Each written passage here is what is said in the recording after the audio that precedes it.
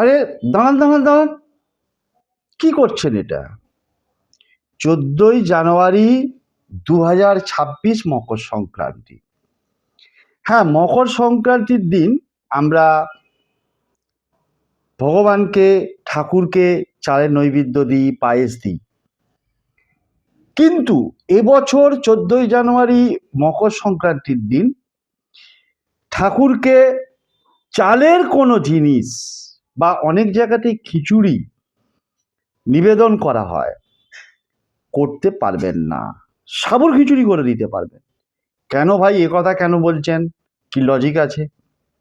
লজিকটা হলো 14ই জানুয়ারি মকর সংক্রান্তির দিন পড়েছে শর্তিলা একাদশী। একাদশী তিথিতে যে কোনো ঠাকুর দেবতাকে চালের কোনো জিনিস দেওয়া নিষিদ্ধ। সুতরাং ওই দিন ঠাকুর দেবতাকে তো দেবেন না, এবং নিজেরাও চালের তৈরি কোনো জিনিস খাবেন না।